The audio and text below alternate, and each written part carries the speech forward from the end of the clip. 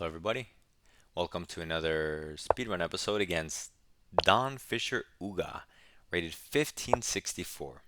Nice intermediate player who accepts the King's Gambit, which we love. Knight c6, we see this a lot. Just looking at the center, no big deal. Okay, d4, bishop c4, both reasonable moves. Let's go bishop c4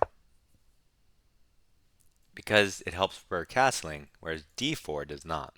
d4 prioritizes recapturing your pawn, which you can also try. But I like getting my king to safety. So d6 opens up the bishop, no big deal. I really like getting my king to safety, getting my rook on the f-file. If he wants to try to hold on to his pawn or whatever, he's more than welcome to. I don't recommend it though. Or if you're gonna try it, hold it with a knight on h5. It may look funny, like unorthodox, but in these King's Gambit structures, that's how black likes to hold on to this pawn sometimes in a bunch of lines. It's funny because I don't know the lines, but I've seen those lines, if that makes sense. So he goes here, just developing a piece and neglecting his king side. So maybe he wants to castle queen side. However, anytime his king moves, he has to watch this pawn. So wait a second, right now he has to watch it, right? This tactic is so thematic. It's so prevalent from like, I don't know, 0 to 1600 even. They always forget to develop their knights before their bishops, which means bishop takes f7, king takes. I don't know. Do we have a check to win the bishop? This, no, because the knight takes. This, the queen takes. Wait, so bishop, king here. He just takes it, though.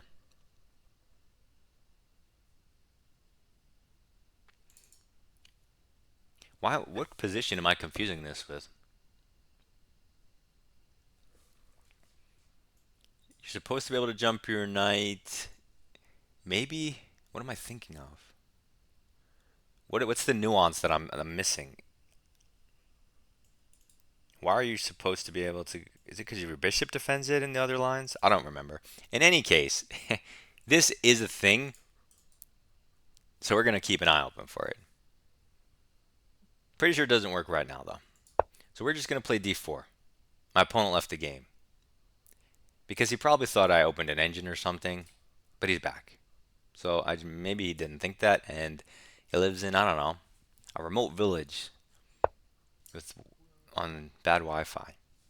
Queen e7, preparing long castles, looking at the pawn, threatening the pawn.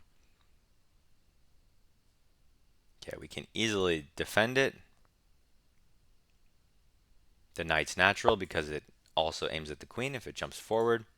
Why does my opponent keep leaving the game? Come back to us, Don. We need you.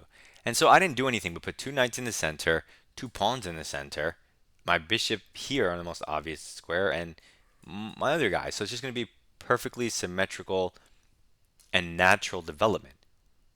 Castled king, rook on a semi-open file, which it will be, and you kind of have like a perfect development, right? So this is what you want from King's Gambit. It looks so nice. It's so cool. The thing is, you're probably not going to get this if you at the higher rating. So as much as I've been liking the King's Gambit accepted and the positions I've been getting, I have not tried it or tested it at opponents higher than 2000. So who knows what types of responses they're going to throw out. And maybe all of a sudden I won't like it as much, right? Maybe they're just going to all go down this crazy line where my king goes to d2. Like there's a couple weird lines that force my king to run. And if that happens in like most of the games, then I might not like it. We'll see. He castles long, very natural. I don't see anything wrong with taking my pawn back and just having the best picture perfect center that exists as my opponent leaves the game and checks with Stockfish yet again. What's he doing? So anytime he takes this knight, you don't want to take with the queen, right? And that has been available for many turns. So whenever he takes this, we were always going to recapture with the rook and maintain defense of our pawn. So he plays f6, which looks wrong because now his bishop is stuck, his knight is stuck. He weakened some light squares. It looks like he's trying to stop pawn thrust d5, but I wasn't even considering pawn thrust d5. So he could stop it if he wants. Because anytime you do that, the queen and rook alignment favors black, not white. So anyway, I mentioned this knight jump before, which hits the queen, but does undefend this, right? Not the best idea. Unless you have a follow-up move concretely that works. So let's see. Okay, so we're opposite side castles. We don't want to ever kick the knight and give it a beautiful central square that justifies what he's doing. We could hit the knight though. This bishop is not really going to be doing anything in this current setup. We've moved everything once. Our rooks don't have open files to play. So it makes some sense to either develop the queen, like, I don't know, just move it somewhere, get out of the pin, or attack his knight. Because if he lets you take, then his king is toast. And if he moves the knight, where's he moving in? And why? Like back? Like where are you going with that knight? It's super awkward. So I'm looking at this move. You want to play this? That doesn't work. I'm going to do it because unless he's going to go back, he can't go knight. Okay, yeah, so he goes back because you can't allow that really. But then he releases the pin.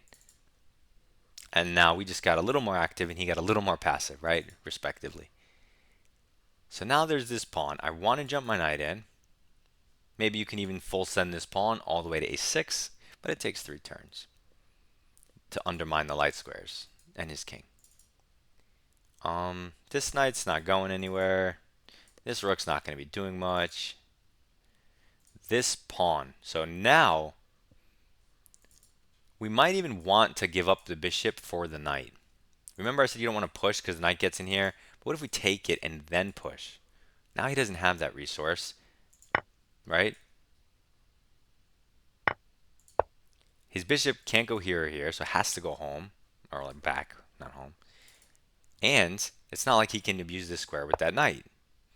He could use it with the other knight, but that would take 1, 2, 3, 4 turns, so not realistic.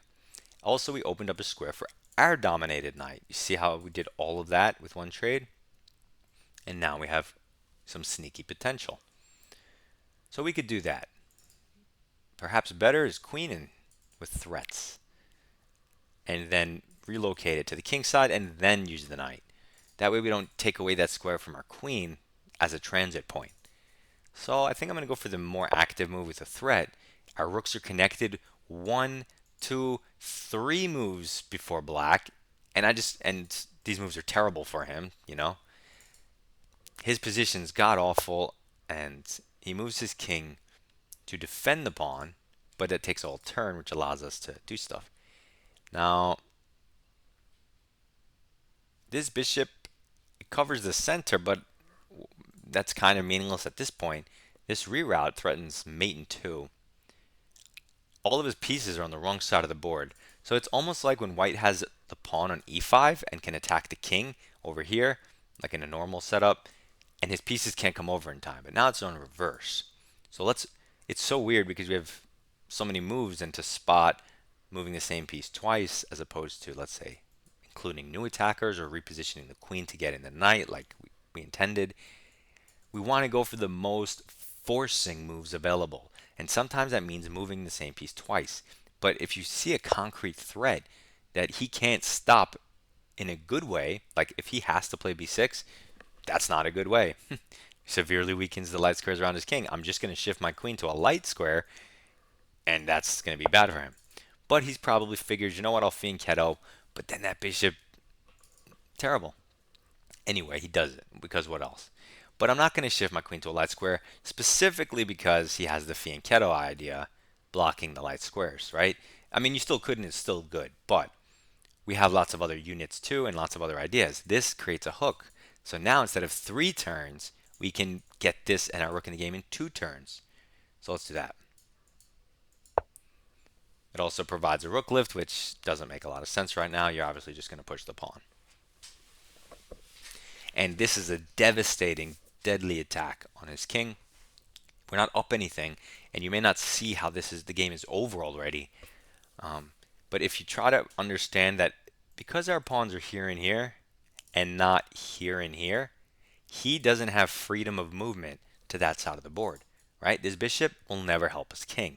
This knight will never help his king. So he's going to lose the game. And that's why space is important. You only need one pawn to get to the opponent's side of the board and restrict his space. So he gets action going on the other side. Similar to our last speedrun game, we did a very similar thing, vice versa or whatever. Only ours came with tempo on our bishop. His does not come with tempo. We can ignore him. And we will ignore him. If he takes, that's mate in 2 again, right? Wait, what? Oh, I'm like, what the heck is that move? That's such a mysterious move at first, but he's obviously just making room for the knight. Because he doesn't want to go here, because he wants to put it here, right? This is the obviously aesthetic central square to put it on. He does not have time for this. I told you it takes 4 turns with the queen move, and we're knocking at his door right now. He doesn't have 3 more turns, right? He takes this way. Now you guys find the best move. Why am I always doing the heavy lifting? You find the best move here. And you write it in the comments before you see my next move. Pause if you have to. What would you play here as white? And obviously because I'm asking you, like hint hint, right? I don't just ask you on every turn. I'm asking you specifically because there's a cool move. It looks like he kind of stopped what we're doing, but is that true? Is that true, guys? No. Rook takes a7. Not even a check. But we have another rook. We don't even need it though. We don't need it. Look at his rook on h8. Are you going to argue that his h8 rook is in the game? Of course it's not in the game. Check. If he goes here, mate, he has to go there. Let's go here and bring in another piece. Oh no, I delayed the mate. I thought I was being fancy, but he gets the sack stuff. Okay, let's go back. Okay. I delayed the mate by 1 turn. I'm not going to win the queen. And I thought I was being cool. I forgot he can interpose. Alright, whatever. Anyway, you see the point I was trying to make, that we don't care about the pawns in opposite side castling because they block our rooks. Man, so much good information. You guys are so lucky. You know how many YouTube videos I had to go through to like learn any of this? They're so bad. You can go through so many videos and learn nothing. Okay, so King's Gambit. Center and development. Development and center. King safety and development. Yeah, you definitely don't have this here. But the idea that I was trying to show you was like in lots of other positions, you can jump your knight here and pick up the bishop and win that pawn on f7, and you win the game basically.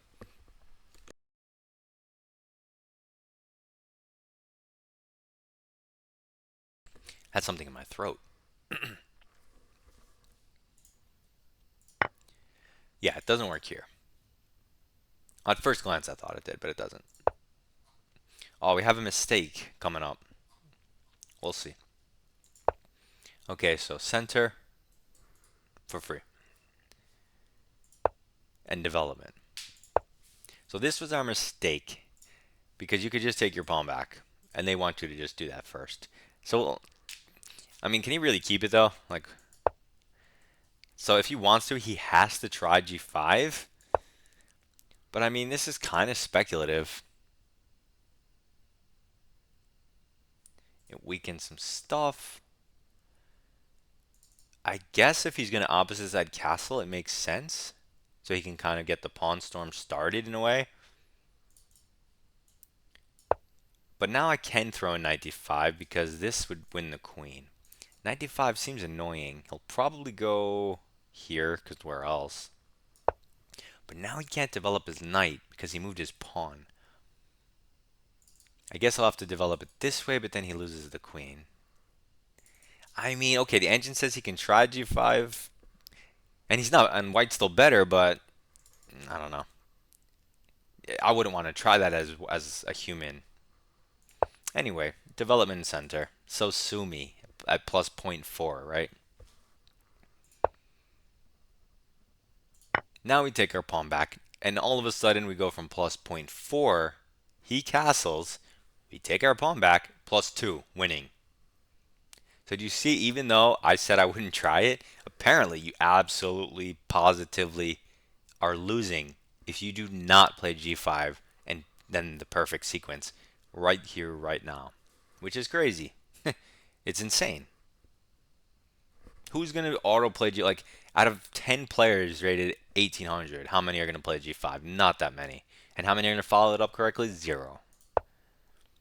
Most of them will castle, and they just lose on the spot, which is an insane evaluation. I mean, obviously, our center is dominant. Once we get our pawn back, I mean, look at this. Compared to his joke of a knight and pawn, that's nothing. But plus 2, so now you see how important the center is, guys. And black did nothing but develop. Develop the knight, develop the bishop, the queen, long castle. What did he do so wrong that he should have a losing position on move 8, right? It doesn't make any sense unless you understand the strength of the pawn duo and the strength of the center. Anyway, he makes this move which has to be bad. I mean, what is that? So this is what I live for. Bishop b5, top move. See, I knew it. a4 is second best, super close, which was on my radar because I wanted to push it. But I waited for a more opportune moment. So bishop e5, ever so slightly better. Glad we saw that. It looked too enticing not to, considering there's no knight e7. Like, I wouldn't make this move if he could just put his knight here. Because what's the point of my move? If I take, he replaces it. That only helps him. If I don't take, why'd I just spend my whole turn putting it here? Like, right? So just because of these weird circumstances, that's why I decided it was the best move. Because this, he just went from an active pin on my side of the board to a passive position. And here, it's funny, it says you can take and play d5 like we did in the game. It says you can even play d5. I didn't even bother calculating because I didn't want his knight here. Now maybe concretely, I mean, it's not like it's bad because you're just going to still attack his king, but I feel like it'll be... Maybe he can't go here. For some reason, that's not even his best move because it gets away from his king, which is about to get attacked like we did in the game. So they want him to even move his knight. Oh no, it becomes better with the engine, like if you let the engine run. But still, the best they're saying is knight b8 because you want to be close to the king with a defender. Knight e5, it's more centralized and aggressive than defensive, and he needs to be protecting his king. I mean, it's losing. It's plus 4. There's nothing he can do. But anyway, we take the knight and then play d5, best move, opening up this diagonal for our pieces and this square. See, most people, they don't even consider things like that until they're at least 1800. They see this as an attack. They don't see the pawn push as a clearance idea. They see it as an attacking move, not a clearance move, right? The goal isn't to win the bishop, right? Like, we know we're not going to win it by pushing the pawn. We know he's just going to move it. And moving it back here isn't like a bad square for the bishop. It's still a pretty good square for the bishop. So there's no reason to make a one-move threat that releases control over the center, right? That's not a good idea unless you understand you're not doing it to hit the bishop. You're doing it to clear the squares for your pieces. So keep it in mind. Write that down because you will forget it in all of your games. Guaranteed. So we push. He goes back. And now the killer blow, queen d4, development center for free. Boom. He absolutely has to try crazy moves c5 to delay the inevitable. But it's just like an outlandish thing once you know you're losing. It's a move you only play because because both sides know you're losing. So that's how that works. It's very similar to black playing f5 in like French defense advanced pawn structures when it's going this way, and he's about to get checkmated. His like last ditch effort is just f5. It's similar here, c5, just mirror image. Okay, he protects the pawn, but whatever. So is this the best move? See, it's not the best move. Okay. Oh no, it is the best move. It is the best move. Second best again, a4 coming in strong at 4.5. But 4.9 is just deadly threat. You have to play this move because it's mate in 2. And he has no pieces here to stop it. He has to play b6 yet again, or he can go for c5, but again, that's crazy because once you take, I mean, okay, maybe it's his best try, but now he doesn't get mated technically, but it's still extremely suspicious and losing. So at +6. But I guess, human speaking, maybe that's your best bet and hope that white doesn't know how to follow it up, I guess. But he goes for the more reasonable looking b6, which is technically a little bit better, but like the engine says b6 here is a little better, but I think human wise c5 is his best chance of holding on. I'm not getting mated as fast. I don't know. Anyway, now a4 is not the second best move. It's the first best move. And you want to know why? Because we have a hook. And you want to know what the second best move is? And the third best move? Putting your queen on light squares, taking advantage of the newly created weaknesses. If he did not have a light square bishop on the board, I would have gone for queen in one of these squares, knight b5, checkmate. But he does, so that's not going to be a thing. So I chose a4, a5, improving our position for free. Free stuff for free. Only one move. I mean, every move wins, but it's either +9 or mate. Well, and then yeah, mate in 3, which is our move. Rook takes a7. We find it, but instead of mate in 3, we did mate in 4 because I just thought this looked cool, but I forgot he could, like I wasn't paying attention, so he delayed it. So checkmate. Anyway, good game, fun, really cool stuff. I love opposite side castlings because, and this is why. And this is why you don't play the London. Anyway, good luck in your games and goodbye.